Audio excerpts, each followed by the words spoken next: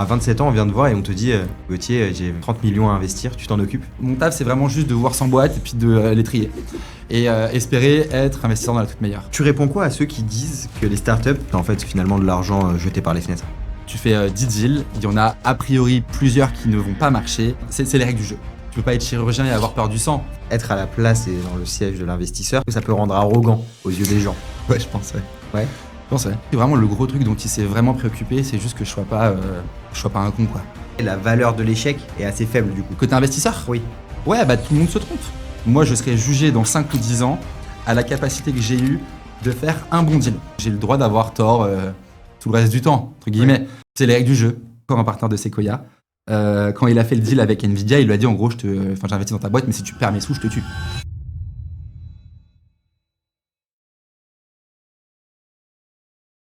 Bonjour à tous, bienvenue sur La Place. Aujourd'hui, on reçoit Gauthier Brun, partenaire chez 199 Ventures, un fonds de VC sorti fraîchement en 2025.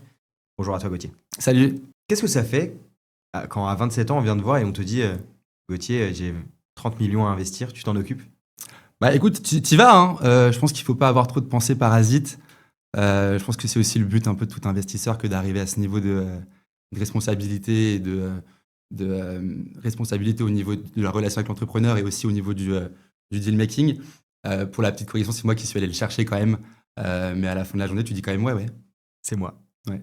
Franchement, c'est stylé. On va rentrer dans ton parcours, on va voir comment t'en es arrivé là, comment ça se passe ton quotidien, et puis après, on va te demander quelques questions sur justement l'écosystème et comment les choses vont évoluer dans le Allez. futur. Justement, pour ceux qui ne te connaissent pas, parce que là, on a parlé des 30 millions que tu gères, qui es-tu et que fais-tu dans la vie? Je m'appelle Gauthier Brun, j'ai 27 ans et je m'occupe de 199 Ventures avec et pour Andrea Ben Saïd, qui est le fondateur d'Eskimos, une agence de marketing digital qu'il a lancée il y a une dizaine d'années à Paris. Trop bien. T'as fait quoi comme études pour en arriver là? J'ai eu un parcours académique ultra traditionnel. J'ai fait une prépa, école de commerce. Après, je suis allé à l'EDEC à Lille. Et j'ai fait quelques stages dans la tech, côté plutôt start-up.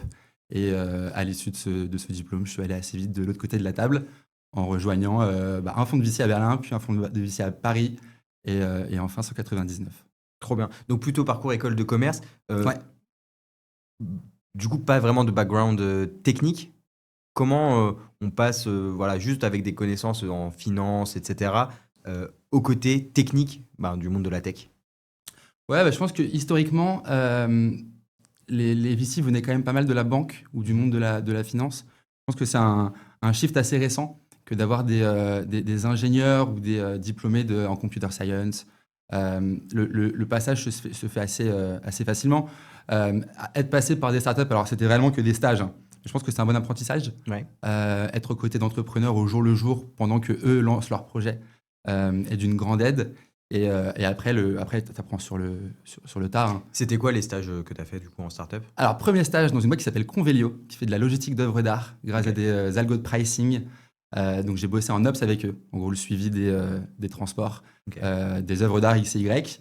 Et après, j'ai bossé pour un mec qui s'appelle Sunday, que vous connaissez certainement, qui fait le QR code sur une table pour payer en restaurant, où je faisais plutôt du produit et de la strat pour Sunday. Les deux boîtes venaient de lever leur série A, donc l'une de 10 millions, l'autre de 100 millions. Et je faisais du coup deux boulots très différents, dans deux boîtes très différentes. Le but avait quand même assez vite été de passer de l'autre côté de la table, ce que j'ai donc fait après en allant à Berlin. Ok. Et comment, justement, quand tu es côté startup, tu te dis, ouais, en fait, j'ai envie d'être de l'autre côté? Qu'est-ce qui motive ce choix?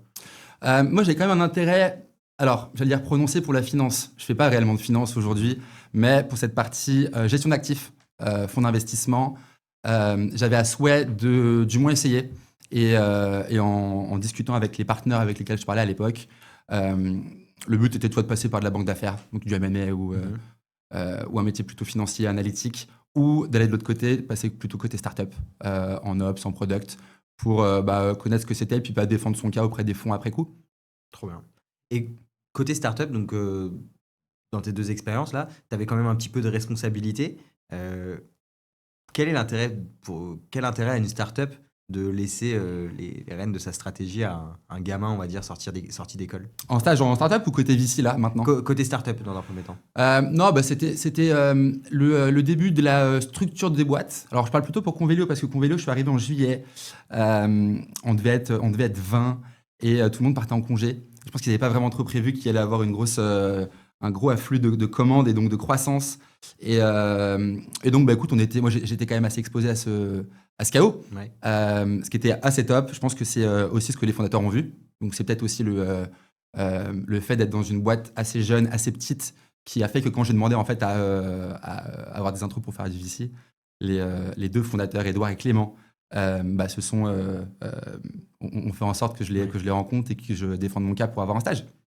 Trop bien. Et donc, c'est à ce moment-là que tu passes du côté Je vais à VC. Berlin. Ok. Ouais. Et qu'est-ce que tu as fait à Berlin? Du coup, tu bossais chez qui? C'était quoi ton rôle? Ouais, je bossais pour GFC, qui est un fonds allemand, le bras armé, le bras VC de Rocket Internet, qui est un startup studio qui est assez connu, ou du moins qui l'était assez, qui était listé à la bourse de Berlin, il me semble, qui a créé pas mal de belles boîtes et qui avait, in fine, réinvesti ce cash dans GFC. Il y a un bureau à Londres, il y a un bureau à Paris qui est porté par David, qui a fait Penny Lane. Donc ils ont un gros fonds qui a fait de très belles boîtes. Qu'est-ce que j'ai appris là-bas? Bah, j'ai appris un peu ce que c'était le métier de sourcer des deals. Ok. On était 2 puis 3 stagiaires. Le but était de voir toutes les boîtes qui levaient des fonds en Europe. Moi, j'étais sur un scope Europe de l'Est, donc tout ce qu'il y avait à l'Est de Berlin. Ok. La Roumanie, la Pologne, la République tchèque. Et comment tu faisais justement du coup pour sourcer tes deals? Parce que on peut se dire, en vrai, tu vas sur LinkedIn, tu tapes founder ou je ne sais quoi. Ouais. En vrai, rapidement, tu fais le tour. Quelle était la difficulté? Ouais, tu fais le tour. Bah, tu fais tes armes. Il Ouais. y a plusieurs sources d'infos pour choper des deals. Donc, bah, on les épuisait toutes. On était là pour ça, hein. Et c'était quoi la Euh, difficulté? Du scrapping sur LinkedIn. On scrapait aussi le registre de la Chambre des commerces allemande. On faisait pas mal de réseaux avec les autres Ouais. stagiaires en VC qui pouvaient du coup compléter un peu ta liste de deal flow. C'est réellement la même chose que je fais aujourd'hui, hein. Et tu te faisais un peu recaler par des boîtes? Comme tu étais jeune, tu vois, Ouais. analyste, tu te faisais un peu recaler? C'est le jeu. Ouais. C'est le jeu. Je pense qu'il y a Après, je pense qu'il y a certains entrepreneurs qui trouvent un moyen de choper un raccourci et d'aller directement parler au partenaire. C'est aussi quelque chose qui se fait. Après, je pense que les boîtes qui voulaient lever voulaient aussi parler à ce fonds-là. C'est un fonds qui était quand même très connu, bon, qui l'est toujours d'ailleurs. Et donc, c'est un peu les règles du jeu que de passer par toutes les étapes. C'est encore le cas aujourd'hui dans les gros fonds avec plus de hiérarchie. Ouais, il y a plusieurs passages obligatoires avant d'arriver à l'IC. Et les entrepreneurs jouent le jeu, quoi. C'est Ouais, de toute façon, le but. C'est de l'autre côté, en fait. Le but, c'est vraiment de ne pas passer pour un touriste. Donc, c'était plutôt ça, en fait. Apprendre vite et bien, à être pertinent en call et donner à la fois envie aux entrepreneurs de bosser avec nous en tant que fonds et puis toi, progresser sur les sujets XY auxquels tu fais face au jour le jour, quoi. Ouais. Et il y avait on parle souvent de la rigueur allemande. Ouais. Tu l'as constaté? C'était un fonds qui était pas mal agressif dans sa façon de faire du business, ouais. Mais exigeant aussi dans le bon sens, hein. Je pense qu'il y avait pas mal de rigueur. Et je pense que ça marchait comme ça parce que c'était un fonds, je pense qu'il devait y avoir peut-être une 50aine de personnes dans le monde. Et Ok. ils regardaient le monde entier, quoi. Donc, Ouais, c'est il une fallait grosse- pas non plus chômer. Mais c'était un super apprentissage, pour le coup. Une grosse machine. Ouais. Et c'est quoi le volume horaire là-bas, à peu près? Ah, c'est une bonne question. En plus, c'était en plein Covid. Donc, on avait un peu que ça à faire. Je sais pas, je te dirais bien 9-21. Je pense que là, comme Ouais, ça, t'es quand même dans mes souvenirs. assez chargé. Et le but, c'était de voir un maximum de boîtes. D'où l'intérêt d'ailleurs d'être passé par des startups avant, parce que le simple fait d'être exposé à des bons entrepreneurs, à ce que c'est que d'être une belle croissance, ça aide. Et je pense que tu gagnes aussi en empathie d'être passé par une startup, parce que tu te rends compte quand même que fondamentalement, tout est très chaotique là-dedans.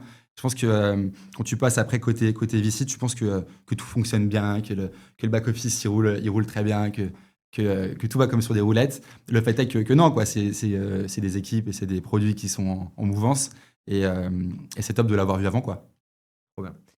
Tu as eu une expérience donc, chez eux à Berlin, et puis ensuite, tu as eu une seconde expérience, donc toujours dans le monde du VC, avec une boîte basée à Singapour, c'est ça?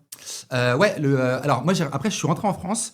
En vrai, j'avais à souhait, je pense que déjà, c'est un métier de réseau, donc c'est facile d'être dans le pays d'où tu viens, je pense, pour créer ce réseau. Donc j'avais à souhait de faire ça en France, de continuer à faire le même métier, peu ou prou. Et donc je suis rentré à Paris en 2022 pour lancer le fonds d'Antler à Paris avec le partenaire qui avait lancé Londres et qui est rentré à Paris pour lancer celui en France. Qui est donc un fonds historiquement singapourien qui s'est assez vite développé en Europe et qui a posé ses valises en France en avril 2022. Ok. Et donc là, les fonds étaient déjà levés. Non. Et donc, ok, donc vas-y, raconte, dis-moi en plus. On est arrivé avec une équipe, on était 4 quand je suis arrivé, donc en incluant moi. Et du coup, il fallait tout mettre en place. Alors, Antler, c'est un fonds qui a un modus operandi assez similaire à Entrepreneur First, donc il y a des résidences, donc des programmes durant lesquels on fait passer des entrepreneurs et on les aide ou on les aide à monter des boîtes, quoi. Ok. Et donc, il fallait déjà remettre en place ce programme en France, avoir la certif AMF pour lancer le fonds en France, le remplir. Et donc, les partenaires de l'époque étaient enlevés pendant que nous, déjà, on regardait des boîtes et puis on aidait des entrepreneurs à lancer leurs idées, quoi. Et donc là, tu étais vraiment sur des boîtes qui étaient très très jeunes du coup. Ah ouais, on était vraiment avec des entrepreneurs qui voulaient monter des boîtes, qui venaient chez Antler pour rencontrer des gens avec qui le faire. Et ils avaient une expertise X ou Y, et c'est à peu près tout, quoi. Et donc tu te bases sur quoi en vrai? Je pense que c'est un bon apprentissage de juste rencontrer des personnes, enfin, des entrepreneurs, avant même de pouvoir juger leur idée, leur produit ou leur marché, de juste jouer, enfin de juste tester la personne que tu as en face et de voir quelle motivation ils ont pour monter une boîte, quel niveau d'ambition ils ont avec la dite boîte, et puis quel est le parcours qu'ils ont eu avant. Est-ce qu'ils ont été bons quelque part? Est-ce qu'ils ont fait preuve d'excellence quelque part? Ok. Tu te bases un peu sur ça. Après, il n'y a aucune pas du tout la présomption de dire qu'on avait raison constamment, mais le but, c'était juste de mettre une 60aine de personnes qui avaient vraiment à cœur de monter des boîtes, Ok. avec des expertises X et Y pour avoir un semblant de complémentarité au sein de l'équipe fondatrice. Et après, de les laisser discuter, essayer de créer quelque chose, de s'arrêter sur une idée, puis de creuser le marché, puis d'essayer au cours des 3 mois de monter un truc qui potentiellement pouvait avoir des premières preuves de traction assez vite, quoi. Ok. Et ensuite, en fonction de ça, tu investis ou pas? Et à la fin, on se positionnait sur certaines boîtes, ouais. Ok. T'es resté combien de temps chez Antler? 3 ans. 3 ans. Mm. Bonne expérience. Bonne première expérience, en tout point, ouais. Ouais, c'était top. Ouais. Et donc après, il y a quand même un gros changement dans ta vie. Donc après cette expérience-là, Ouais. tu es sollicité ou tu as sollicité donc, Ouais. quelqu'un pour monter un fonds, donc 199 Ventures. Ouais. Avant qu'on dise comment tu en es arrivé là, qu'est-ce que c'est 199 Ventures? 199 Ventures, c'est le family office d'Andrea Ben Saïd. Andrea Ben Saïd, qui est le fondateur d'Eskimos, qui est une grosse agence de marketing digital qu'il a lancée, comme je le disais, il y a une dizaine d'années. Andrea, pour la petite histoire, c'est quelqu'un qui a commencé comme freelance en SEO et qui, à mesure que il faisait croître son activité, il a commencé à structurer ça. Et c'est devenu Eskimos. Et d'une agence d'SEO française, il l'a scalé, comme on dit, sur plusieurs activités du marketing digital et dans plusieurs pays d'Europe pour devenir ce que c'est aujourd'hui. Et sur le côté, Andrea, il faisait pas mal de deals en tant que BA. Je pense qu'il était parmi les plus actifs au moment où je l'ai rencontré. Et il avait à souhait, du coup, de structurer un petit peu cette activité d'investissement. De le faire, je pense, avec plus de support, peut-être plus aussi de suivi. Et venant du marketing, je pense qu'il avait à souhait de créer une marque pour polariser un petit peu cette activité, de voir plus de boîtes et on espère le faire mieux tout court d'ailleurs. Oui, c'est ce qu'on souhaite. Si tu dois me réexpliquer et me repitcher 199 Ventures pour ma grand-mère, ouais. Je te laisse. Pour ta grand-mère? Ouais, qui ne connaît rien. Le but pour nous, c'est Alors, moi, j'investis l'argent d'Andrea exclusivement. Et le but pour nous, c'est de trouver des grosses boîtes avant qu'elle le soit, quoi. Donc ta grand-mère, je sais pas lesquelles elle connaît, mais moi, si je devais raconter ça à mes grands-parents, tu vois, je parle de Doctolib, je parle peut-être de Spotify. Mon grand-père a découvert Uber il y a 3 mois. Il était comme un ouf. Je pense que tu vois, ce genre de boîte, maintenant, ils nous appellent sur WhatsApp. Donc, en gros, de trouver des grosses entreprises avec des fondations technologiques et de les trouver lorsqu'elles naissent pour espérer un peu pouvoir surfer la vague et puis bénéficier du coup de cette prise de valeur. Hyper clair, on verra. Je lui ferai écouter le podcast. Ouais, j'essaie avec mes grands-parents. Après, oui, c'est ce qui marche. C'est toujours compliqué. Tu parlais donc de Andrea. Il n'y a que lui en tant que LP aujourd'hui. À date, ouais. Trop bien. Est-ce que un jour il y aura l'ambition d'en faire rentrer des nouveaux? Je sais pas. En toute honnêteté, c'est pas une question qu'on a vraiment trop explorée pour l'instant. Je pense que le but, c'est déjà d'assouvir, enfin de créer une vraie marque Mhm. qui nous permet de gagner de beaux deals, de sélectionner des boîtes qui vont devenir de très belles boîtes. Une fois que ça s'est dit, on verra. Ok, ça Pour veut dire l'instant, quoi? c'est pas au programme. Ça veut dire quoi créer une vraie marque? Créer une vraie marque, ça veut dire, c'est une bonne question. Nous, on s'attelle à créer une marque qui est connue un peu de toutes et tous, avec l'optique, une fois qu'on contacte un peu des entrepreneurs pour investir chez eux, qu'idéalement ils nous connaissent déjà, Mhm. bon, qui nous apprécient et qui nous laissent rentrer au capital. Le gros sujet du VC, c'est réellement de voir la boîte passer, après de choisir la bonne, idéalement, mais aussi de pouvoir gagner sa place autour de la table. Donc c'est bien beau de voir une très belle boîte passer, de lui parler, de se dire c'est vrai qu'elle est folle, mais de se refuser enfin de se faire Ouais. refuser l'entrée. Donc idéalement, nous on crée une belle marque, on essaye de créer quelque chose qui a qui a un petit peu de sens à ce niveau-là, quelque chose d'assez authentique, d'assez incarné, pour pouvoir idéalement en fait gagner notre place sur des deals qui peuvent s'avérer un peu concurrentiels ou pour juste convaincre un peu notre valeur auprès des entrepreneurs, quoi. Ouais, donc il y a quand même l'entrepreneur qui doit aussi choisir l'investisseur qui le laisse Ouais, rentrer. ouais. Bah, c'est le meilleur conseil d'ailleurs que tu peux donner à tout entrepreneur qui lève des fonds, hein. C'est pas de s'entourer de n'importe qui et d'essayer de pouvoir être un peu sélectif sur les gens Ouais. dont tu s'entoures. Enfin, c'est des relations commerciales qui durent sur le temps. Donc, les meilleurs, en tout cas, ont le choix et il faut défendre un petit peu notre cas, quoi. Ouais. Ok, parce que c'est vrai qu'avec le marché qui est ultra tendu en ce moment, on a parfois, on peut douter de justement du fait que est-ce qu'il y a vraiment de la concurrence entre les VC et que finalement s'il n'y a pas quelqu'un qui a vraiment l'argent vulgairement disponible et qui Ouais. le met sur la table, en vrai l'entrepreneur eh ben, il va juste l'accepter quoi. Donc, c'est intéressant de savoir ça. Ouais, il y a de la concurrence hein, sur les tout meilleurs deals. Je sais pas si c'est, je sais pas s'il y a un aspect un peu moutonnier dans le VC. Chacun sera juge de ça, mais je pense qu'en effet, les tout meilleurs deals, les tout meilleurs entrepreneurs, toutes meilleures équipes polarisent plus intérêt que les autres. Mm. C'est bête et méchant, donc en fait, quand il y a 10 places mais qu'on est 20, il y a de la concurrence. Comment t'en es arrivé là? Comment tu passes donc de travailler chez Antler à gérer donc 30 millions d'Andrea? Moi, je suis parti d'Antler en décembre 2024. J'avais à souhait de rejoindre une boîte. C'était le bon âge, je me voyais bien faire ça. Non pas que j'avais fait le tour du VC, mais je le disais un peu en intro, je pense que c'est le but d'un VC, c'est d'arriver à un moment où en fait, il essaye au moins de savoir s'il est bon ou pas et de faire ses deals. Enfin, de peser dans les décisions, d'avoir la responsabilité de porter le deal et de le faire. Et généralement, c'est des choses qui arrivent un petit peu plus tard. Mhm. Donc, je me voyais bien faire une pause là-dessus et de revenir plus tard, de passer par une startup un peu cool qui me plaisait. Et quand il a posté ça, du coup, je ne sais même pas si je l'ai dit, mais André, il a mis un post sur LinkedIn. Il a dit Ok. voilà, je cherche quelqu'un pour m'aider. D'ailleurs, il y a un article sur le site de 199 si tu veux lire en détail cette histoire. Mais moi, je lui ai écrit. Je lui ai dit écoute, je suis curieux. André, je le connaissais quand même pas mal. Et je pense que ça en revient sur un peu ce mere exposure effect de plus tu vois quelqu'un, plus tu as tendance alors à l'aimer, je sais pas, mais à lui faire confiance. Et donc je l'avais souvent vu, je me suis dit, tiens, la discussion dans tous les cas serait intéressante. Et donc je lui ai écrit ne serait-ce que pour en discuter. Et de fil en aiguille, on en est arrivé à ça. Mais historiquement, moi, je voulais pas réellement me relancer là-dessus. Déjà parce que c'est des métiers qui sont relous à aller chercher aussi. Ouais. Ça se fait un petit peu sous les radars, etc. Mais voilà comment je suis arrivé là-dessus. En fait, il m'a posé des questions. Je pense qu'il cherchait réellement quelqu'un euh, qui pouvait agir en tant que relais pour lui. Je pense que vraiment le gros truc dont il s'est vraiment préoccupé, c'est juste que je sois pas un con, quoi. Genre Ouais. qu'il pouvait me laisser un peu dans la nature et que j'allais quand même véhiculer a priori des bonnes valeurs, quoi. Genre quelqu'un de bienveillant, de sympa. Et dès lors qu'il s'est convaincu de ça, après on a discuté de quelques deals et puis assez vite en fait on s'est juste lancé, quoi. Ouais, donc c'était plus l'aspect humain parce que Ouais. le mec il va quand même te confier son argent. Ouais, après, ça, il faudrait lui poser la question à lui. Pourquoi il a fait ça? Il y a plein de gens qui me posent la question. En vrai, j'en sais rien. La vérité, j'en sais rien, mais je pense qu'il s'est vraiment convaincu de ça avant même d'avancer. Ouais. Parce qu'en effet, je pense que, en plus, lui, il reçoit il est beaucoup sollicité.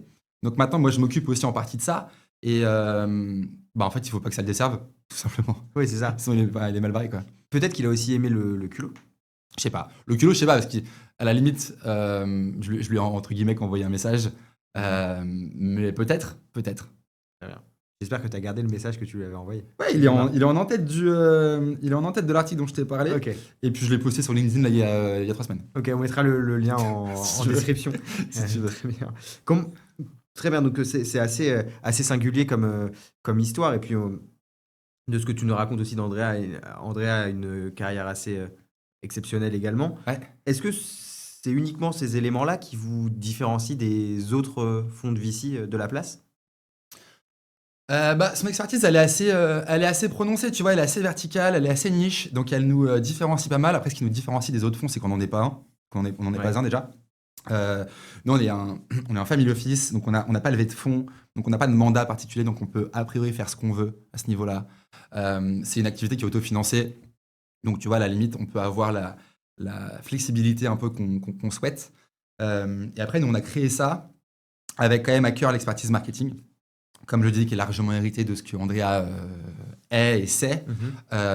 Et cet aspect un petit peu médiatique. Donc je lui cherche encore un nom pour le pitcher, mais essayer de pouvoir faire de 199 la rampe de lancement pour les entrepreneurs et les marques qu'on finance.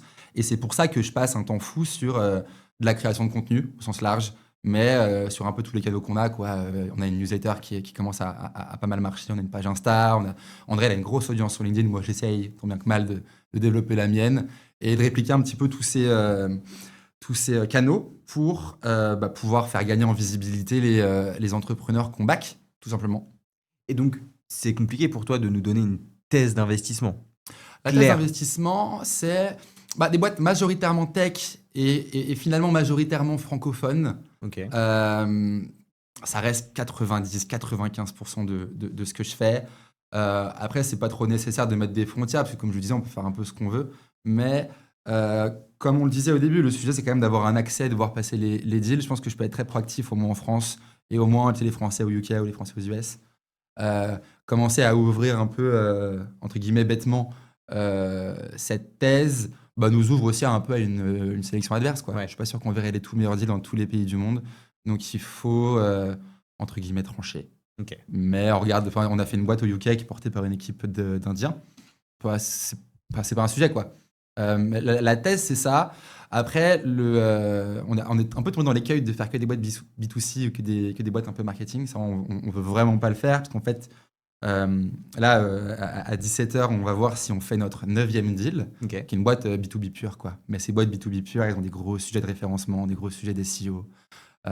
Et ça rentre dans la famille du marketing digital. Oui, c'est sûr. Et c'est l'expertise principale d'Andrea, en fait, originelle même. Donc, on fait vraiment tout, B2B, B2C, B2B2C, on fait de prosumer, on regarde vraiment tout. Et je pense que ce sujet-là, on peut les aider vraiment sur tous, en fait. Et toujours sur du très early stage, comme tu as fait dans tes expériences précédentes? Ouais, parce que je pense qu'André, il adore aussi cette proximité qu'on a avec les entrepreneurs, où en vrai, tu peux te rendre utile. Et donc, très early stage, donc pré-seed seed série A. Après, encore une fois, il m'a fait regarder, parce qu'il l'avait reçu de, je ne sais plus qui d'ailleurs, mais des séries B, ou peut-être des tours aussi de small cap en private equity. Ouais. Moi, j'ai aussi pas mal regardé des tours un peu de secondaire ou de pré-IPO. Enfin, tout est ouvert, c'est moins mon métier. Et c'est moi ce qui kiffe. Donc je pense que, ouais, enfin, encore une fois, je pense que 90% du temps, on va faire ça. Ok. Et la taille des tickets en moyenne? Entre 50 et 200 000 euros, voilà, Leader, follower? follower. Très bien. Comment ça se passe la sélection des dossiers chez 199 Venture? J'imagine donc que toi, tu récoltes le deal flow, Ouais. première réunion d'introduction, etc. Comment ça se passe un tour de table avec toi? Comme on l'a dit tout à l'heure, il y a plusieurs sources. On peut trouver des boîtes un peu partout en France. Donc, il y a ce sujet. Je pense qu'Andrea polarise par sa visibilité quelques deals. Il y a quelques deals qui tombent sur le site. Ok. Comme ça, un peu naturellement. Je vais en chercher un petit peu sur les outils traditionnels au possible. Et le reste, qui est quand même la grande majorité, et peut-être la source principale de deals, c'est juste des échanges avec d'autres investisseurs professionnels qui font un peu tourner aussi des listes X et Y pour compléter un peu leur coverage. En fait, quand tu es un investisseur professionnel, tu vends à des LPs un coverage complet d'une géographie. Donc, il faut que tu vois tous les deals. Et comment tu fais, tout le toi? monde te les échange. Comment tu fais, toi, Gauthier, tout seul, pour voir tous les deals? Je taffe. Je taffe, non, là, ça va être la première année révolue, donc je vais voir à mesure que les deals sortent ou annoncent leur levée si je les ai vus. Donc, déjà, ce sera un bon baptême du feu pour ne serait-ce que valider ça. J'ai l'impression que oui, mais j'en suis pas sûr. Je m'entoure, enfin, j'essaye de récolter des deals un peu partout. Et théoriquement, ça me permet de les voir. C'est aussi pour ça que je te disais que je peux pas ouvrir non plus toutes les géographies du monde. Ouais. Parce que je sais pas, je connais pas les chiffres. Je crois qu'il y a 3000 boîtes qui se créent en France, peut-être 600 qui sont vraiment pertinentes pour ce qu'on fait. Donc en fait, il faut avoir 600 boîtes par an. Déjà tout seul, c'est rock, quoi. Ouais, non, On c'est peut pas sûr. faire le UK, l'Allemagne, Oui, j'imagine. J'aimerais l'Espagne en bien. claquant des doigts. Ouais, j'aimerais pas avoir ta boîte mail. Ouais, on se débrouille. On se débrouille. Puis comment ça se passe? Après, il y a un peu le process classique de deal making. Ouais. Et on arrive ou pas à une offre, quoi. Qui est décideur à la fin? Chez nous? Ouais. C'est une bonne question. Bon, en fait, on finit tous les deux d'accord à chaque fois. Vraisemblablement, il n'y a jamais eu de cas de figure où il met un gros veto en mode sort de question. Ça n'arrive jamais, Ouais. tu sais. Et puis après, d'un autre côté, il voit que les deals que moi j'ai réellement envie de faire. Donc moi, j'ai aucune raison de dire ouais, non, en fait, on la fait pas. Oui, c'est ça. Euh, C'est toi qui l'as poussé, qui l'a amené jusque-là le deal, donc t'as tout Ouais. intérêt à ce qui se passe. Moi, je veux souffrir le moins possible de biais dans ma sélection. Donc, j'ai aussi pas mal tendance à m'entourer d'avis extérieurs, que ce soit d'autres VC ou d'autres partenaires, enfin, d'autres VC ou d'autres entrepreneurs. Et donc, quand j'arrive, j'ai quand même étoffé un peu mon propos. Et le sien est pertinent, constamment. Donc, on en discute quand même à la fin. Moi, je lui dis, je veux faire ça pour ces raisons-là. Il me dit, écoute, soit c'est juste OK, oui, soit c'est OK, j'ai cette question-là. Et puis après, on en discute où je repars voir l'entrepreneur pour éclaircir ça. Ça arrive aussi quelques fois. Mais c'est tout. On théorise pas beaucoup plus la chose, Ouais. quoi. On y va avec des convictions et puis après, on verra si ça marche ou pas. Et combien de deals par an vous voulez faire? On n'a pas de rythme. On n'a pas de rythme. Je pense que la fourchette un peu basse, c'est juste faire assez de deals pour que ma présence soit pertinente. Ouais. Tu vois, si j'en fais genre un deal par an, je suis pas sûr qu'il ait besoin de moi. Oui. La fourchette haute, je pense qu'on n'a pas vocation à aller voir où elle est. Je pense que le but, c'est vraiment de faire des deals qu'on kiffe avec des entrepreneurs qui sont bons. Et a priori, une fois que ça s'est dit, on est arrivé, on en a fait 8 de mars à décembre en 2025. Là, on est combien? On est le 20 janvier. On va peut-être faire le 9e. Et donc, ouais, en gros, peut-être un par mois, si tu exclus juillet-août. On devrait peut-être tomber dans ces eaux-là, mais pas de pression particulière ni de sa part, ni du marché pour déployer, parce qu'on n'a pas de rythme de déploiement imposé. Parce qu'encore une fois, on n'a pas levé de sous. Ouais. Donc, on n'est pas Ouais, contraint par ça. Ouais, t'as cette liberté, cette flexibilité. Ouais. Autre chose qui peut vous différencier des fonds qu'on voit sur la place, ou traditionnels, quand je suis allé sur votre site web, Ouais. on voit en fait les boîtes dans lesquelles vous avez investi, le retour sur la performance du Théorique. théorique Ouais. du fonds. Ouais. Pourquoi vous avez choisi de faire ça? Est-ce que c'est juste du marketing ou de la transparence, ou est-ce que c'est un petit peu aussi de la provoque pour aller titiller les concurrents? Ouais, c'est le but, c'est vraiment d'être transparent parce que on pense que ça nous permet aussi de cultiver une confiance et une curiosité de la part des entrepreneurs avant même qu'on les rencontre. C'est un peu le sujet dont on a parlé au début. De la provoque, je sais pas si de la provoque, c'est réellement juste de susciter une émotion. Alors oui, mais on pense, a priori, pareil, chacun se fera juge, mais on pense que les gens se rappelleront de nous en partie pour ça. Donc c'est du marketing. C'est du marketing, personne ne le fait, donc on s'est dit vas-y, pourquoi pas. Ouais. C'est pas pour embêter ceux qui ne le font pas, hein, mais on trouve ça marrant. Ouais. On trouve ça marrant parce qu'encore une fois, on n'est pas contraint de relever des fonds. Si c'est un échec, ainsi soit-il, entre guillemets, tu vois, je me bats réellement pour pas que ça soit le cas, évidemment, mais idéalement, c'est une performance assez folle et puis on voit les courbes exploser. Hein, mais je pense que les gens sont curieux dans le sens où c'est une industrie qui est ultra sexy. Oui. Qui polarise pas mal d'intérêts. On a pas mal, je pense qu'on a pas mal starifié aussi certains investisseurs, donc les gens ont beaucoup d'intérêt pour ça. Et c'est marrant de les laisser voir. Et puis de toute façon, dès que ça parle d'argent, Ouais. les gens. Mais même, donc là, les deals sont affichés sur le site avec le ticket qu'on a mis et le ticket que vaut théoriquement l'investissement. C'est évidemment pas de la performance réalisée, c'est vraiment juste à date, a priori, si on devait vendre, ce ticket vaudrait tant. Mais je raconte aussi beaucoup dans la newsletter un peu le quotidien.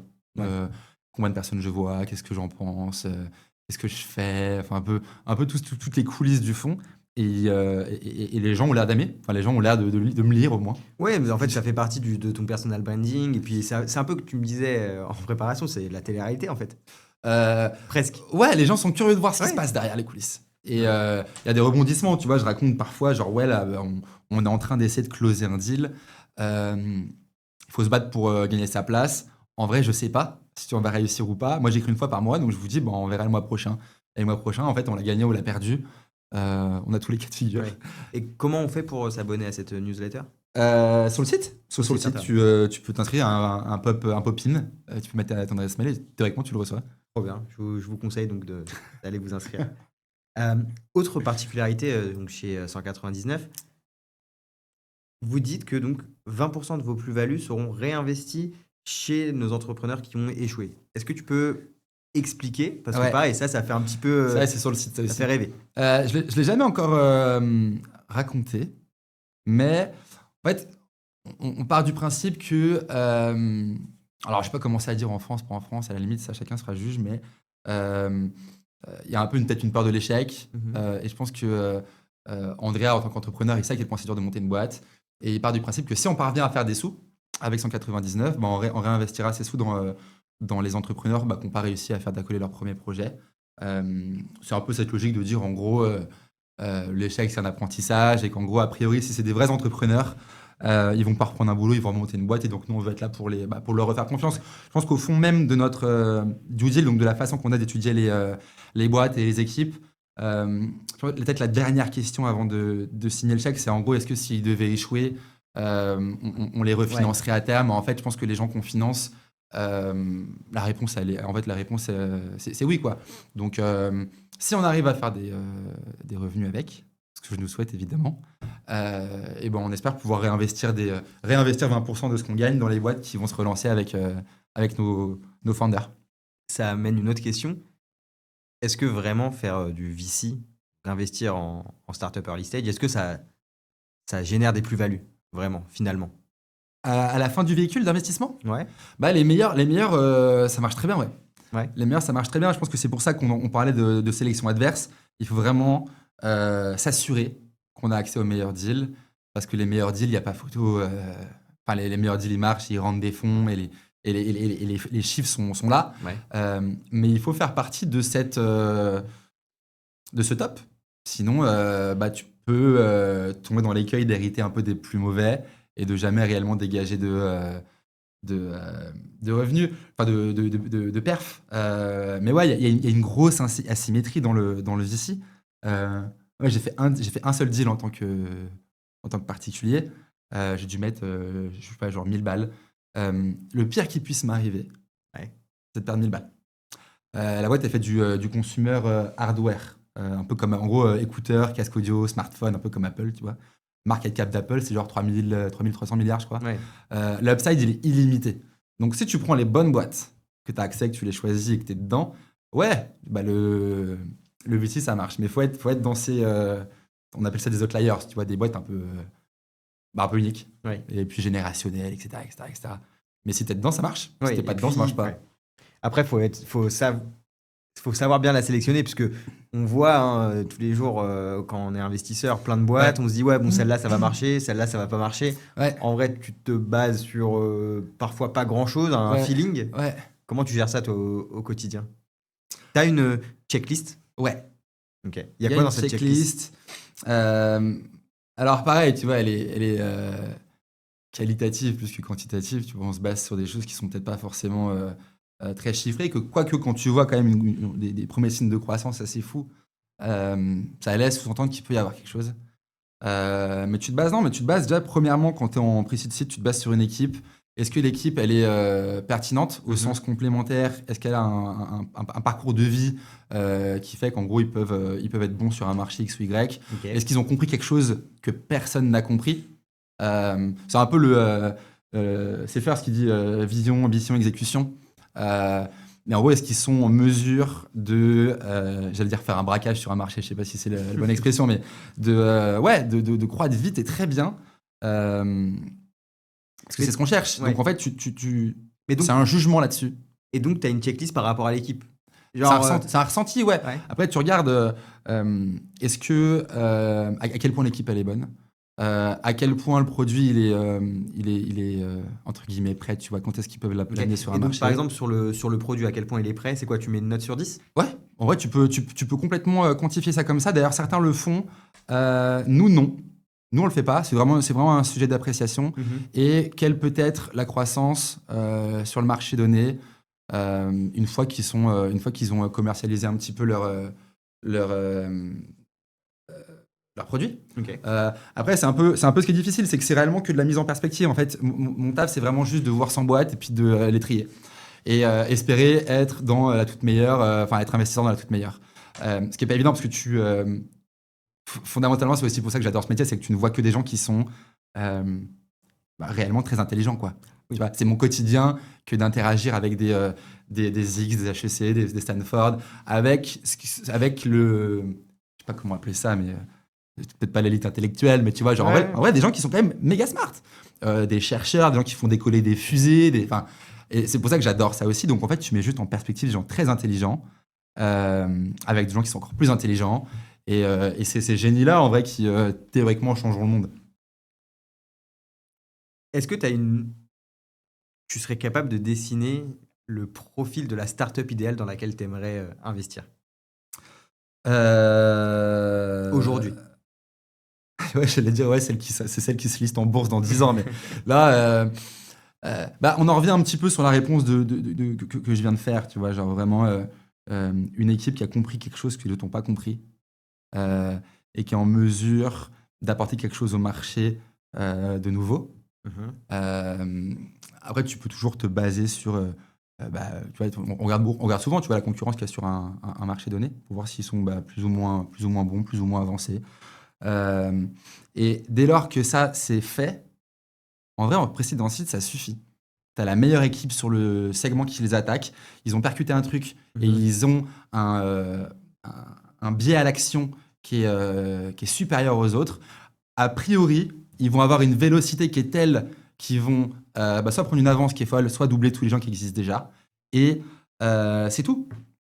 C'est tout. Et c'est pour ça que je pense qu'Anclar a beaucoup aidé. C'est que le boulot, c'était vraiment de voir 3000 entrepreneurs Ouais. par an. Des bons, des moins bons, des ambitieux, des pas ambitieux, des gens qui se cachent derrière des prétextes, des gens qui font ça pour toutes les raisons. Tu vois, je sais plus quel partenaire de Sequoia demandait un peu au premier call en mode ouais, c'est quoi la relation avec ton père, tu vois. Parce que les mecs, ils sont un peu en mode ouais, en vrai, j'ai un truc à prouver et ils sont revanchards sur la vie. Et ça, et il y a une partie des gens qui disent que ça fait des bons entrepreneurs. Après, tu peux en trouver partout, je pense, mais tester vraiment ça. Après, le produit, il n'existe pas ou peu. Les revenus, il n'y en a pas ou peu. Tu fais des paris sur les gens. Oui, c'est ça, c'est qu'un pari de toute façon. Tu fais des paris sur les gens. Et pour le coup, on a fait 8 deals jusque-là. Les équipes qu'on a financées, elles sont impressionnantes, quoi. De qualité. Tu vois, on en a un des entrepreneurs, c'est major à l'entrée à la sortie de Polytechnique.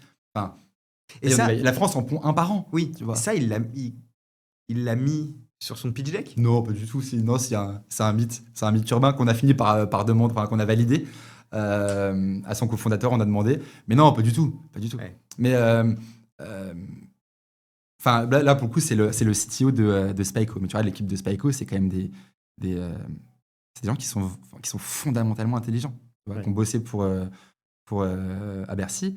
C'est des gens qui viennent du public à l'origine, tu vois, mais c'est des économistes qui comprennent vraiment de quoi ils parlent, qui ont compris que en gros, c'était quand même une hérésie de ne pas avoir accès au taux de la BCE. Et donc, en fait, qui font toute une couche technologique avec de la blockchain pour, en gros, faciliter ça. Si tu n'es pas dedans, Oui.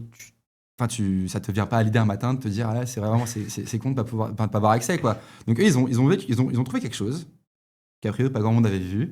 Il y a une tech qui est la blockchain qui est née pour quelques usages. On cherchait un usage un peu pertinent. Là, la tokenisation c'est très pertinent. Et après eux ils collent des briques pour avancer. Et a priori ça se passe trop bien. Ouais. Et toi, à ce moment-là, quand tu as vu le deal, la techno, en vrai, tu la connaissais pas forcément, ni peut-être même le marché, mais par contre, c'est vraiment l'équipe qui t'a convaincu. Ils sont impressionnants, ouais. Ouais, ils auraient Ils pu sont faire impressionnants. n'importe quoi. Ils sont impressionnants. Tu leur parles. Ouais, à la fin, tu te dis, ok. T'as des détails c'est ouf. t'as des détails, par exemple, de ces gars-là, quand tu les avais en pitch, qu'est-ce qui a fait où tu t'es dit, ah ouais, putain, en fait, ils sont hyper smart. En vrai, je pense qu'ils ont une capacité à te prendre par la main et à te dire, en gros, voilà, on va faire un truc qui est méga compliqué, mais en vrai, à la fin du call, tu te dis, ok, c'est clair comme de l'eau de roche. Tu te dis, pourquoi personne n'y a pensé, en fait. Ouais. Ça, je pense que c'est un truc qui est ouf. Je pense qu'aussi, les bons, ils ont une énergie qui est dérangeante. Enfin, qui est dérangeante. Qui est surprenante. Tu vois, à la fin, tu te dis, ok, j'ai vu, je sais pas, 15 boîtes cette semaine. Je crois que j'en ai vu 350 sur l'année passée. Ah bah, il y a quand même une singularité dans celui avec qui je viens de parler là parce il a une énergie qui est folle. Je pense qu'il peut embarquer les meilleurs talents, il peut embarquer les meilleurs Ouais. clients à signer. Je pense qu'il peut porter quelque chose, incarner une marque et tout. Tu te dis, ok, en vrai, il sort du lot, quoi. Ok. Et t'as pas peur de te faire avoir par des mecs qui sont juste en fait des beaux parleurs et qui arrivent un peu à t'embobiner? Je suis sûr que ça arrivait à certains VC. Je suis sûr que ça arrive à certains VC. Moi, pas encore. Je pense que ça peut arriver parce qu'en fait, c'est un exercice de vente, de lever des fonds en early stage. Après, il y a un semblant de due deal qui est fait souvent de la part des leads sur en gros est-ce que les contrats dont ils me parlent ils existent, est-ce que l'attraction, Ouais. les clients, etc. il existe. Ce qui permet entre guillemets de dérisquer un chouille l'activité. Moi, ça m'est jamais arrivé. Je pense qu'après, t'en vois tellement que. Ouais. Et puis plus tu en vois, plus tu as cette expérience. Et puis je suis sûr que maintenant tu vois quelqu'un en call, en fait tu le captes directement. 80% des startups ne considèrent pas le marketing comme une priorité stratégique, Ouais. notamment dans leurs dépenses. C'est quoi du marketing? Ouah. Je pense que c'est le point de départ de 199. Je pense que le marketing, s'il faut vraiment genre, synthétiser, je pense que c'est réellement la façon que tu as de te présenter au marché. Donc ça vient de ça d'ailleurs, même je pense que tu marketes ton produit, c'est un peu la façon que tu as de l'amener, sur un marché. Donc la façon que tu as de présenter ta marque et moi je le pense, tes fondateurs, à tes clients, à tes partenaires. Et en gros, de pousser ta marque sur les meilleurs canaux de distribution, sur les meilleurs canaux de référencement, pour en gros faire exister ta marque et puis vendre. Ok. Et ça coûte cher quand même. Ou pas? Bon, ça dépend de quoi on parle. Ça dépend de quoi on parle. Ouais, il y a plein de boîtes qui s'épuisent à acheter des ads sur les réseaux sociaux, etc. Ouais, ça peut coûter cher, ouais. Tu crois encore que ça fonctionne, ça, d'acheter Ça marche des ads, encore, ouais. ouais. Ouais, ça marche encore. Ça vaut pas le coup pour un CEO de startup, ça dépend de la startup, que le CEO se crée un compte TikTok ou ce genre de choses? Je sais pas, je vais pas tomber un peu dans l'absolu, mais je pense que ça aide. Et d'ailleurs, on fait une étude marketing où on sort un peu ces datas là dans. Je sais pas, faut que je la finisse. Mais en gros, en effet, pour les plus jeunes, le fait que le fondateur incarne la marque est décisif en gros dans la décision d'achat. Donc ça, ils adorent. Est-ce que c'est une obligation? Je sais pas, je pense que c'est un arbitrage, tu vois, pourquoi il le ferait pas? Il ou elle d'ailleurs, hein, mais pourquoi le fondateur prendrait pas un peu la parole? Je pense que ça aide tellement en tout point de vue que c'est dommage de pas le faire. Après, de là à se créer un compte TikTok, je sais pas. Tu vois, si t'es une boîte consumer, il y a un monde où ça marche. Ouais. Tu vois, je pense que c'est ce qu'ils font pas mal, les mecs de 900 Care. Ils sont sur tous les réseaux, ils montent leur tête un peu partout. L'ADS, les ads qui poussent, c'est des vidéos un peu. C'est pas des UGC, du coup, c'est eux-mêmes qui incarnent le truc. Et ça a l'air de marcher. Bah, ils le feraient pas autant, je pense, sinon. Oui, je pense qu'effectivement, ça dépend du secteur Ça d'activité, dépend du de secteur qui d'activité, tu ouais. es, etc., etc. Mais même en B2B, hein, que le fondateur prenne la parole.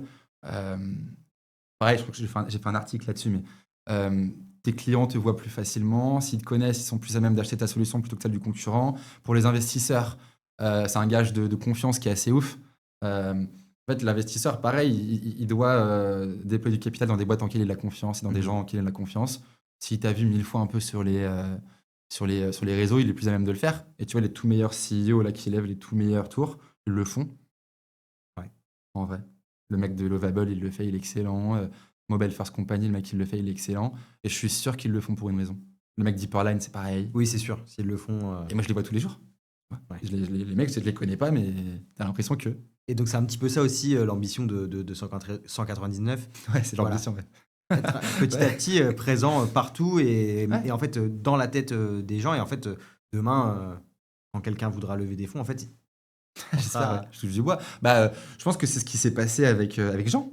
Jean de la Roche-Pojard, je pense que je pense qu'il se bat encore pour certains deals, c'est évident, mais en même temps, c'est partie du jeu. Mais tout le monde le connaît. Ouais. Ça lui ouvrir plein de portes, en vrai.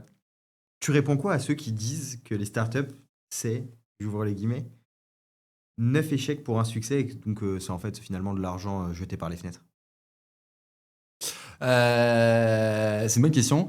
Côté entrepreneur, c'est 100% de leur temps. Tu vois, il n'y a pas de 9 sur 10. C'est vraiment genre, ils ont leur boîte et ils vont se battre à 2000%. Et c'est réellement eux qui font tout à la fin. Donc, le 9 sur 10, c'est à la fin des comptes qu'on paie les musiciens. Ouais. Mais en vrai, durant le parcours, en vrai, on n'en sait rien. On ne sait pas qui va gagner. Donc, c'est ça qui légitime aussi le fait d'en faire 10. C'est un métier qui est risqué, on en parlait tout à l'heure, mais l'upside, il est infini. Donc, ça fait partie du jeu. Tu vois, tu peux pas être chirurgien et avoir peur du sang. Enfin, alors, c'est pas du tout, c'est très présomptueux. Je me compare pas du tout à un médecin, mais tu peux pas faire. Enfin, c'est les règles du jeu. Oui. En vrai, c'est les règles du jeu. Et tu fais 10 deals. Il y en a a priori plusieurs qui ne vont pas marcher, mais tu sais pas laquelle va marcher. C'est pas une raison d'ailleurs non plus pour se complaire un petit peu dans le fait de dire que je vais faire 10 deals méga risqués. Et a priori, il y en a un qui va marcher. On en fait 10. Et après, moi, j'ai l'impression que je le fais bien. Tu vois, seul le temps me le dira. Ça se trouve pas du tout. Mais on fait des deals qu'on veut réellement faire et qui, indépendamment l'un de l'autre, peuvent marcher, de notre point de vue.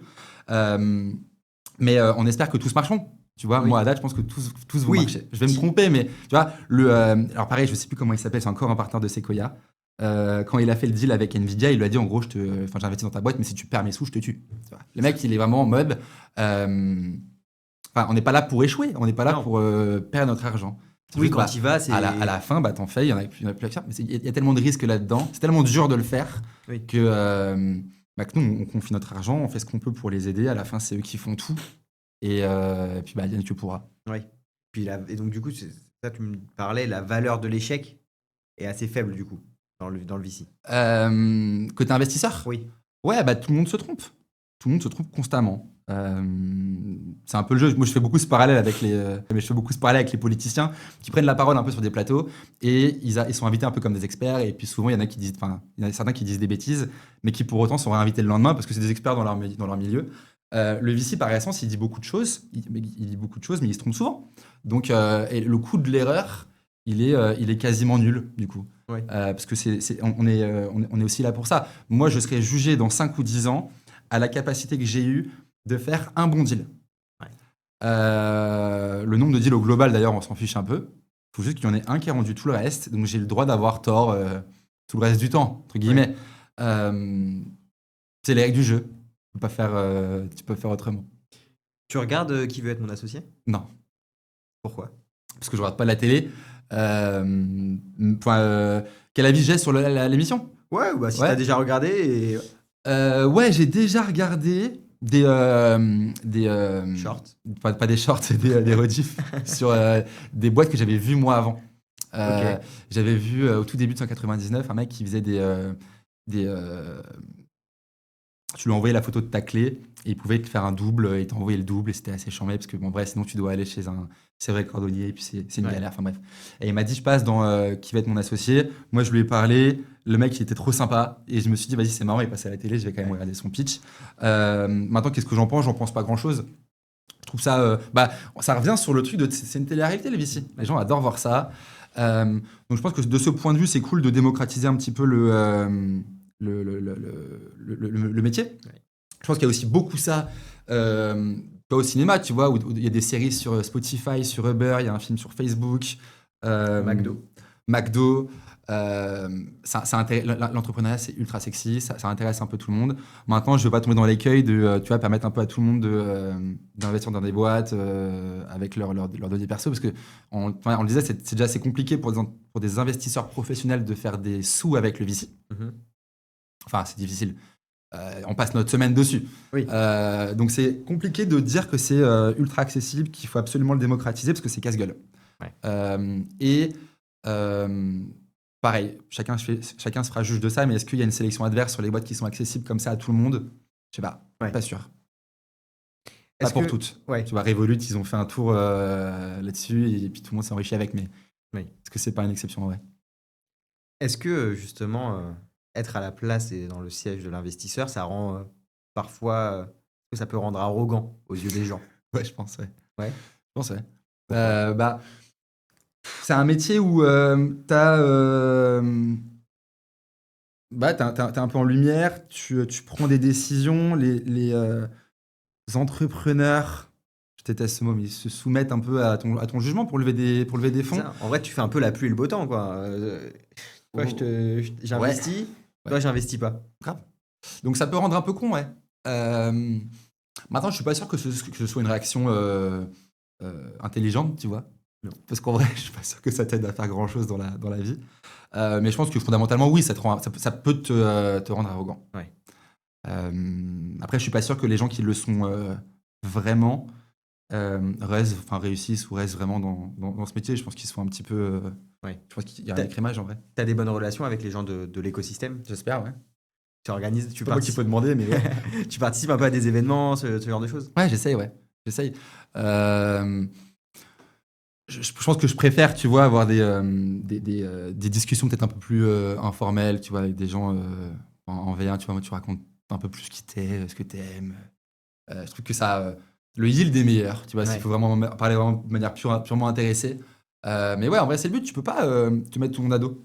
Non, c'est sûr. C'est impossible. Enfin, si t'es connu comme étant un con, marche pas. C'est un petit monde en plus. C'est un petit monde. Et puis en vrai, il y a souvent aussi des cas de figure où quand nous on a lancé 199, il y a un entrepreneur qui est en mode ok, bah moi j'ai mon lead.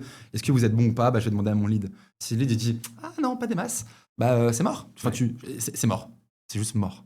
Donc bah aucun intérêt. À Donc- être inaccessible, à être un peu hautain, enfin il n'y a aucun intérêt. Non, ouais, c'est ça. Donc je suis pas sûr que. Enfin, ça peut. C'est une réaction qui humainement pourrait être légitime face à la lumière, etc. Mais en vrai, je suis pas sûr que tu survives vraiment dans le métier si tu l'es. Pour conclure cette émission, Ouais. est-ce que tu peux m'en dire un peu plus sur les objectifs de 199 à court, moyen et long terme? À court terme, bah, faire le deal ce soir, parce que je trouve qu'il est vraiment cool. Moyen terme, c'est continuer à pousser un petit peu les potards dont on discutait, là, toute la partie expertise marketing, qu'elle soit avérée, qu'elle fasse ses preuves. Mhm. La partie un peu média, qu'on puisse pousser au max les audiences auxquelles on a accès pour pouvoir après les offrir à nos boîtes. Faire, je sais pas, une dizaine de deals sur l'année. Ouais. C'est un peu le rythme qu'on a eu, je pense que c'est un bon rythme. Et que les boîtes qu'on a déjà financées et qu'on financera fonctionnent. Que les entrepreneurs qui finalement sont réellement ceux qui font tout le boulot, hein, mais atteignent leurs objectifs. Trop bien. Et toi, personnellement, Ouais. dans les 3 à 5 prochaines années, quelle place tu veux prendre justement dans l'écosystème? Quelle place je veux prendre dans l'écosystème? Ouais, j'aimerais bien que tout ce qu'on vient de discuter là soit avéré. Tu vois, j'aimerais bien qu'ils se disent ok, Gauthier m'a écrit, ok, je l'ai déjà vu. Ce qu'il raconte, c'est pas débile. Ouais. On m'a dit qu'il était plutôt smart sur son support aux entrepreneurs, que le support soit c'est vraiment stratégique quand tu fais du follow, mais tu vois, si c'est émotionnel, si c'est des intros, si c'est enfin, que ce qu'il fait c'est bien. Et là, j'aurais déjà gagné en vrai. Je pense que j'aurais déjà. C'est une belle pub. Ouais. C'est une très belle pub. Bah écoute, c'est tout le mal qu'on te souhaite. Et ben merci. Merci beaucoup d'avoir participé à ce podcast. Avec plaisir. Merci à tous de nous avoir écoutés. J'espère qu'on vous a appris beaucoup de choses. À très bientôt pour un prochain épisode. On sort un épisode 2 fois par mois. Restez connectés et n'hésitez pas à vous abonner.